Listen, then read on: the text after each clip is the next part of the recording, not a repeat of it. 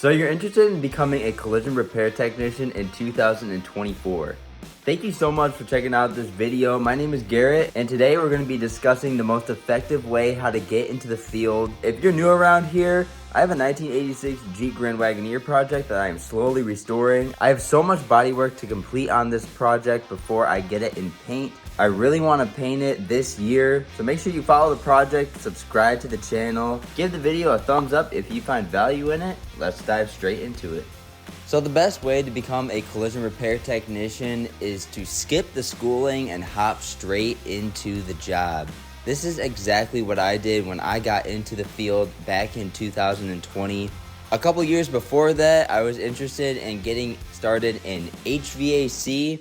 I went to trade school for 9 months, spent about $10,000 to $15,000 just to find out that I didn't want to do it at all. This was back in 2019. And by the time 2020 rolled around, COVID had just hit and the state had shut down.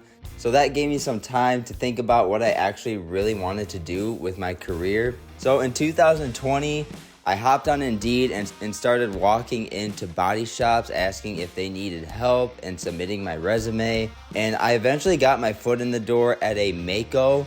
I sanded down the cars and prepped them out for paint.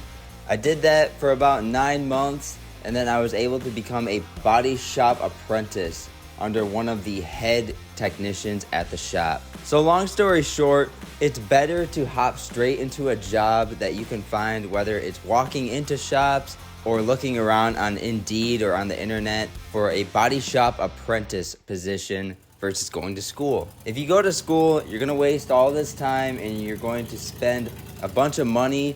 And maybe by the end of the 9-month or the year or 2-year program, you might not even like it. So if you hop straight into a job, you're going to get paid to learn. You'll be able to gain that real world experience, something that is not found if you go to school. And you're going to be able to be fine-tuned to what exactly this employer is looking to get out of you. And the sooner you get started, the sooner you can start making some good money in this field. Just those couple of reasons alone really sold me on the idea to skip the schooling and hop straight into a shop.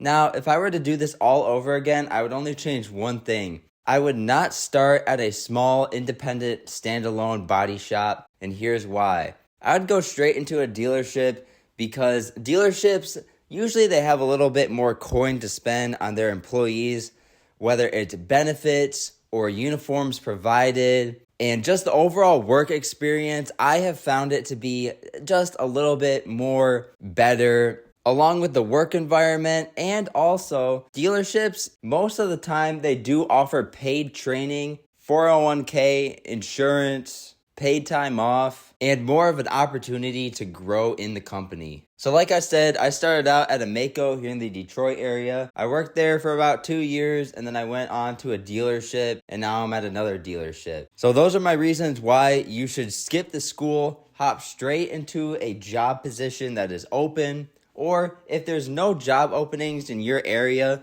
start walking into body shops, tell them that you're really eager to learn, you have the motivation, the desire, you're a hard worker, and tell them you're willing to sweep the floors, clean out the cars, do whatever it takes to get into that position that you're seeking.